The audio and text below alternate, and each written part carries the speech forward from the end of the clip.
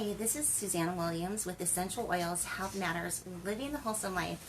And we are on week 17, day 5 of our positive, peaceful growth affirmation. Hold on just a minute.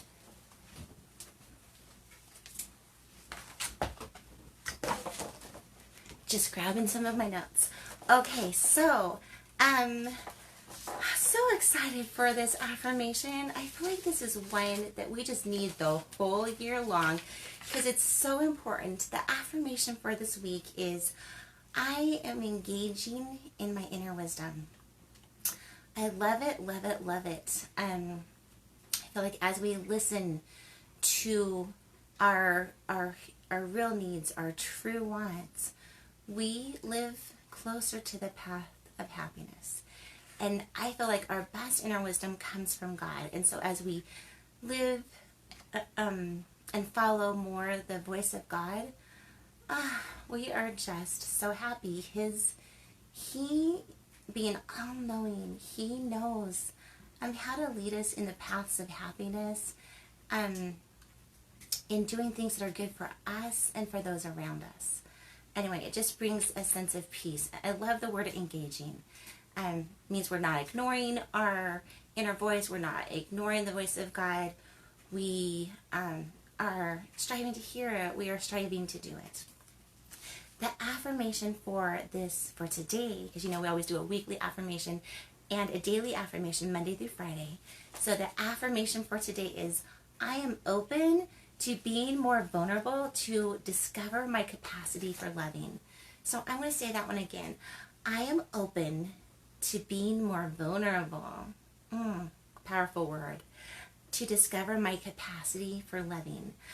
Okay, and before I discuss that affirmation, I really quick forgot to say that we are following Dr. Susan Lawton's Positive Peaceful Growth Calendar that you can get from Aroma Tools or Oil Life.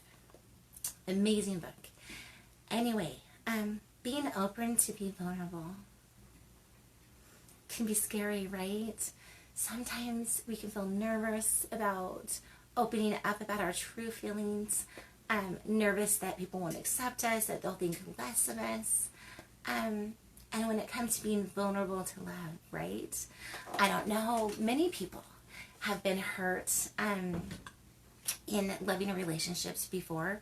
Like, I feel like those that we love the most have the capacity to hurt us the deepest, because those relationships are our most important ones, the ones that we value the most. Like if you're walking down the street and someone that's 7 years old says, "Oh, I don't like your hair," do you even think twice about it? But if you're the one you love, if your spouse, your boyfriend, your girlfriend, excuse me, says, "Oh, I don't like something about you," it gives us more pause, right? And it can hurt a little bit more deeply. And so I just wanted to help us all come to a greater understanding that those relationships of the people that we love most and who love us the most, and so who want to be loved by us most, are so delicate. Dolly Parton sings this song that's called "Love is Like a Butterfly," and just how the little things matter so much when it comes to loving relationships. Well, okay, so let's talk about vulnerability. It takes a lot of vulnerability to tell someone you love them. It takes a lot of vulnerability to give a hug, to reach. Sometimes it takes a vulnerability to even reach out in the first place. It takes so much vulnerability to even ask for the first date, even go up to someone and start a conversation sometimes, right? But isn't it in the connection that our true happiness comes, right? In connecting with others and building those beautiful, lasting relationships. So, just challenging us all. Inviting, not challenging, just inviting us all to open up. Maybe say to our moms, our dads, our, coworkers, how much we love and appreciate them, right? And maybe be a little bit more vulnerable and opening up about, hey, our needs. Hey, when you do this, I feel this. And I feel this because I love you so much. And you're so important to me. And I so want us to have a good relationship. So, anyway, Brene Brown, I'm sure you've heard about her. Super big. She's written so many books. The Gift of Vulnerability.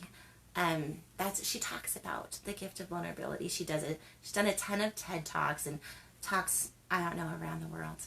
But how being vulnerable about who we are helps other people present themselves more authentically too. Sorry, it's a tight schedule this morning, and so we're just gonna have some shower noises going on in the background. I hope you'll forgive that, and anyway, love on us. Anyway, I know none of us, don't we all think that we just have to be 100%? Maybe not, but don't many of us think that we just have to be 100% perfect in order to be seen as enough or to be loved. And it's the older I get, the more I know it's not that. There's a gift of imperfection. There's a gift in just trying. And so thank you for everyone who's been supporting my tries as I'm trying to connect with you and help us all have more positive ways to think about ourselves and positive things to do. So the affirmation for today is, I am open, love that word, open, to being more vulnerable, to discover my capacity for loving. And so Sandalwood, I know we're going to talk about Sandalwood later, and I know we've talked about it on Wednesday, what it does for us emotionally, but Sandalwood has the gift of helping us see things more clearly. And as we're vulnerable about loving others and being open to love, let's be a little bit more vulnerable too on looking deep into ourselves and saying, am I loving?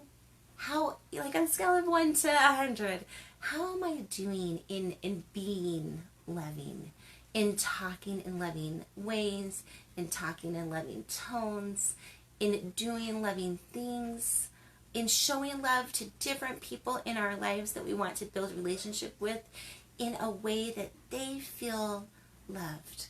Like, can we just be vulnerable too and rate ourselves on that, and not, if we're scoring low in some of them, let's not, we're definitely done with beating ourselves up when we don't do something right? We are forgiving ourselves, we are seeing it clearly, and we are moving on to a better way, a better and happier way. So just thinking today a little bit, how loving am I being to those around me, and how open am I being and being vulnerable with those I love. Okay, so that's the affirmation for today. The affirmation for the week is E.T.'s theme song from the movie E.T. and is by John Williams. It's majestic. The music is majestic. It's epic. It's powerful. It's adventuresome. And as we're thinking about what better adventure to go on than to build loving relationships. It has all the ups and downs of any adventure. It has all the passion and problems of any adventure, right? Every loving relationship does, I think. Maybe God's loving relationship with us doesn't have the up and down from him. His love is always constant. But pretty much most other love stories have some up and down in them, have some peace, have some uneasiness to them. It's an epic adventure. So I just hope that as we're trying to be more open, more loving in our relationships, that we listen to majestic music like E.T.'s theme song. Anyway, don't you love what the scores that movie makers are making? Don't they show the dignity and the strength of the human character? Okay, so that's the affirmation and the song that we're pairing to it this week, or today. We are talking, so the diffuser blend that we've been diffusing all week long is 2 drops of bergamot, which is the oil of self-acceptance and self-love, and 2 drops of sandalwood. Oh, first of all, I gotta talk a little bit about bergamot. You can't love other people if you're not loving yourself. It's super hard to accept other people if we can't accept ourselves. Love, it starts with our relationship with God. It goes to our relationship with ourselves, and it moves outward, right? It just flows outward. Okay, and then, so 2 drops of bergamot, the oil of self-acceptance and self-love, 2 drops of sandalwood, which is the oil of sacred devotion, and 2 drops of peppermint, which is the oil of a buoyant heart. So we talked about all those emotionally Tuesday, Wednesday, and Thursday, and today we are hitting all of them on what they do for us physically. And we are going to start with bergamot. So bergamot, it's a citrus oil. It comes from the rind, and we know that every citrus oil is going to be an uplifting oil. And bergamot is a blend between the lemon and the bitter orange. And here are some of the properties of bergamot. It is antidepressant. Oh, in the world today, don't we need something like that lifts our spirits, buoys us up? Anyway, it's carminative. I had to look that one up again, although I've said it a few times in these shout outs. Carminative, relieving flatulence. So I was actually doing a study. What causes flatulence? And you know what? If you're eating a lot of healthy things, you can develop some flatulence. Like if you're eating broccoli and cauliflower, they're super good for you. They are so good for you. They can cause flatulence. If you're supplementing or replacing some of your meat with beans, which are so healthy with you, it can cause flatulence. And so whatever you're eating, if it's causing flatulence, bergamot, it can come to the rescue. It's neuroprotective. It is sedative, which means it's calming. Now, bergamot has linalool in it, and some of you are probably familiar with that word, and some of you are probably not. And so another essential oil that you're super familiar with that has linalool in it is lavender, right? And what linalool does is it just calms you. And so bergamot does that, but remember that it's a citrus oil, so it's going to be calming and making you feel good. It's almost like you've gone, like this feeling that you get when you go to a spa where you're just so relaxed and you're happy, right? It's a stomach ache. I don't know if I'm saying that right. Anyway, it's a stomach ache, which means it helps your digestive system. So if you have some digestive problems, it can help with that. But not only that, but it can help you digest your food better, so you're actually getting more nutrition from the foods you eat. Putting bergamot in your water, hold on, or putting it in your water or rubbing it on your stomach is wonderful for the digestive system. Now, I didn't pull every single one of the oils that I'm talking about, but I pulled peppermint. And do you see this thing right here? I hope you can see it. It's the essential oil supplement. It has a supplement box on it, like your cereal box does. So super easy when you're using doTERRA essential oils, which is the only oil I would use if I was going to take it internally, because they third-party test every single batch. They have a batch number on the bottom of every bottle. You can go to a site called Source to You. Anyway, and look up all of the tests that have been run on your oil and see the results on your batch of oil.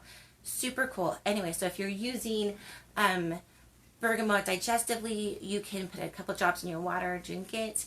You can rub it onto your stomach area. So here are a few things about some of the top uses of bergamot. Okay, so if you have psoriasis, you can put 1 to 2 drops in a carrier oil like fractionated coconut oil, and apply to the affected area. If you have sadness, again, you're just going to diffuse it. Diffusing is one of the best things you can do when you're working on emotional issues. If you have appetite loss, you can take 1 to 2 drops, 1 to 2 drops in 8 ounces glass of water. If you are trying to recover from addictions, right? Heaven help you. Heaven help us all, but especially those who are working through the super hard work that it takes to recover from addictions, whether it's pornography or drugs, alcohol, anger, whatever it is. Recovering from addictions can be super hard, and essential oils can help with that. So if you're trying to recover from an addiction, you can put it on the bottoms of your feet, on your pulse points, on your heart area, on the back of your neck. Those are some of my favorite points. I love to put essential oils on when I'm using them more for emotional support. Now, why would it help when you're recovering from addictions? Remember how super calming it is and how uplifting spa experience it is, right? So many people reach for their favorite addiction when they're stressed out. Let's break that cycle. Bergamot can help. Okay, it's good for infections. So, and whether it's a skin infection like acne, whether it's a bronchial infection, upper respiratory tract infection, whether it's a urinary tract or a bladder infection, bergamot, I don't know why.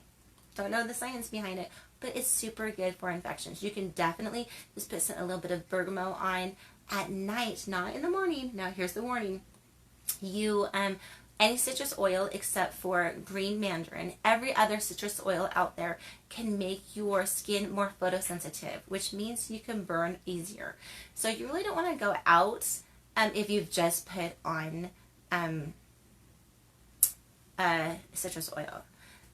So if you're using bergamot oil on your face, definitely you're going to want to put it on kind of as soon as you're in for the evening, kind of at night, and that should be able to, try it, see how it helps with acne. Again, it's a total boost for self-confidence. It totally can help increase your feelings of self-worth.